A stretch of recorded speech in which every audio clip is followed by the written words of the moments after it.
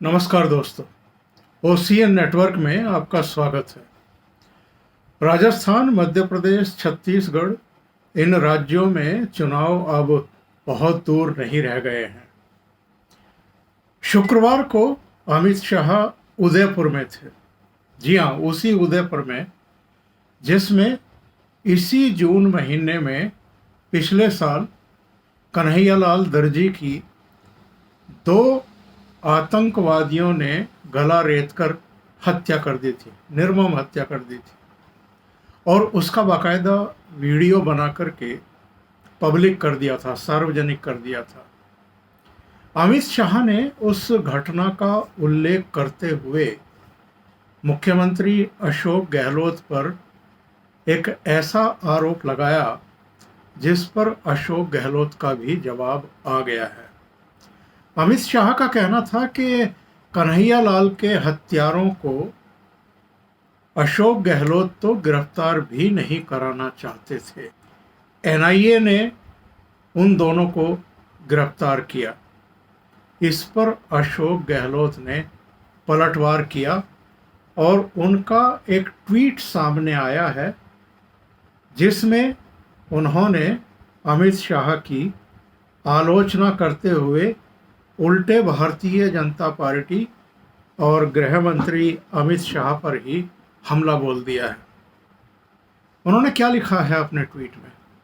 उन्होंने कहा है कि यह उम्मीद की जाती है कि जिम्मेदार पदों पर बैठे लोग आतंकवाद जैसे गंभीर मुद्दे पर राजनीति नहीं करेंगे, परंतु आज उदयपुर में केंद्रीय गृह मंत्री अमित शाह ने जो किया वो एक गैर जिम्मेदाराना कार्य है।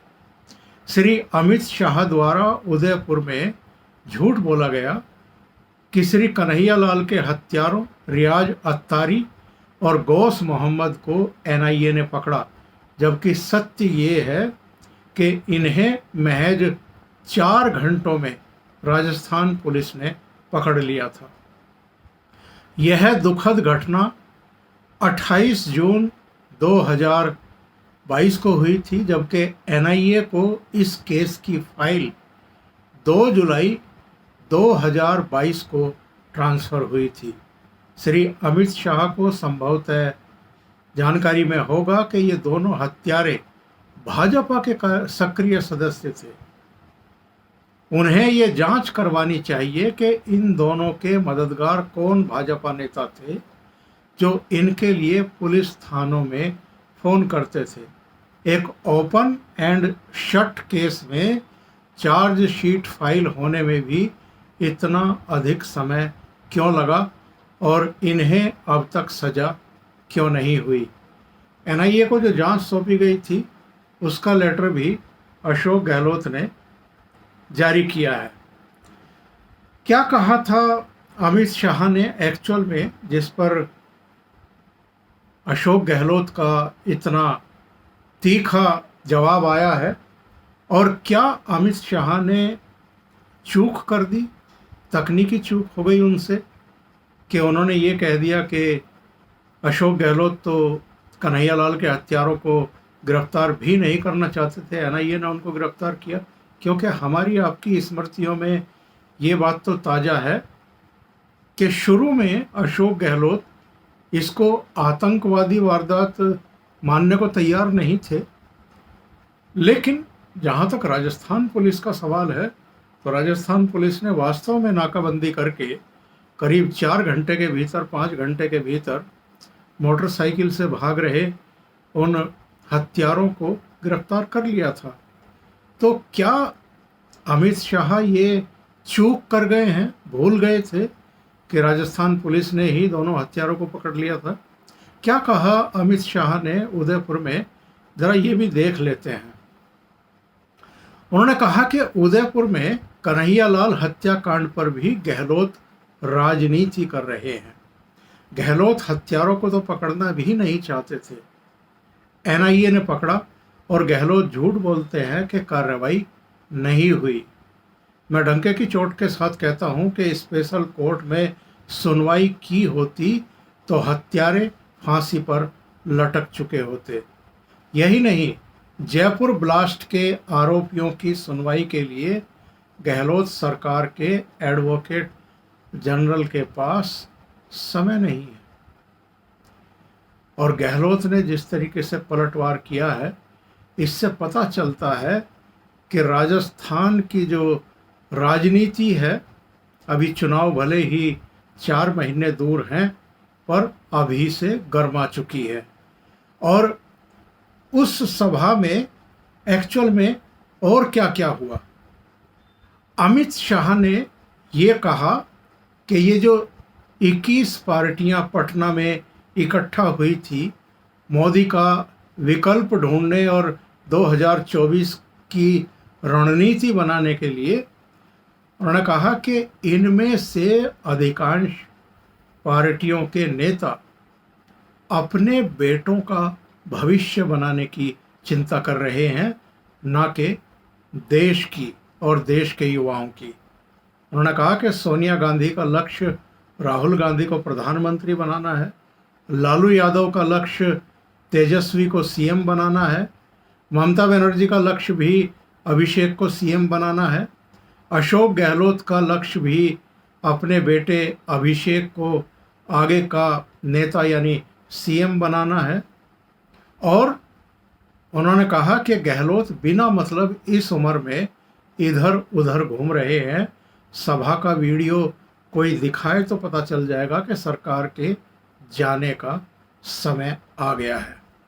उन्होंने ये भी कहा उस सभा में कि 21 पार्टी मिलकर राहुल गांधी को प्रधानमंत्री बनाना चाहती है।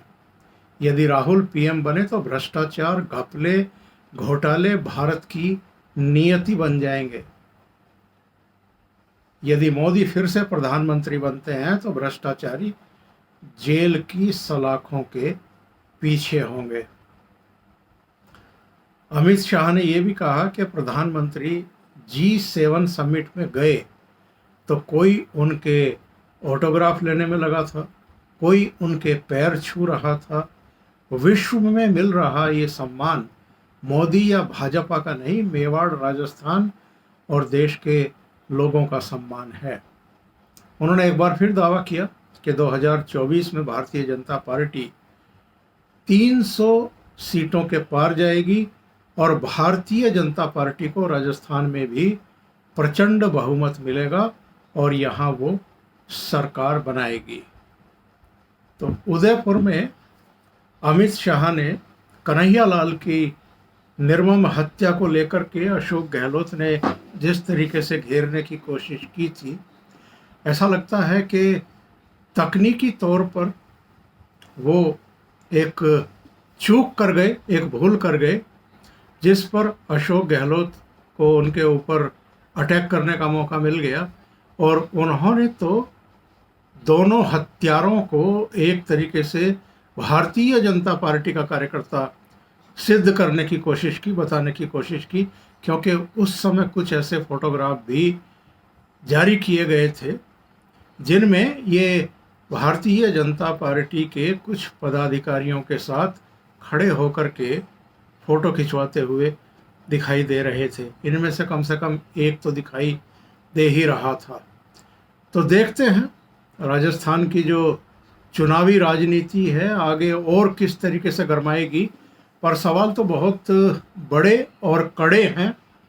सवाल तो ये भी है कि राजस्थान में जिस तरीके से कांग्रेस के भीतर ही खींचातानी चल रही है, छत्तीसगढ़ में तो टी सिंहदेव को मुख्यमंत्री बना करके वहाँ जो अंदर खाने कलह चल रही थी उसको थामने रोकने की कोशिश कांग्रेस नेतृत्व ने कर ली है। पर राजस्थान में क्या होगा और क्या सचिन पायलट की जो भूमिका है वो और ज़्यादा बढ़ाई जाएगी वहाँ पर, और क्या अशोक गहलोत उसको एक्सेप्ट करेंगे, ये देखने वाली बात होगी। उदयपुर में जो सभा हुई जिसको अमित शाह ने संबोधित किया, वहाँ एक और घटना हुई। वहाँ एक्चुअल में जो पीसीसी प्रेसिडेंट थे उनके भाषण के बाद जो संचालन कर रहे थे उन्होंने सीधे अमित शाह को संबोधन के लिए आमंत्रित कर लिया। लेकिन उनकी बगल में ही पूर्व मुख्यमंत्री वसुंधरा राजे बैठी हुई थी और अमित शाह ने इशारा करके वसुंधरा राजे का भाषण कराने का निर्देश दिया पार्टी नेताओं को, और अमित शाह से पहले वसुंधरा राजे का संबोधन हुआ।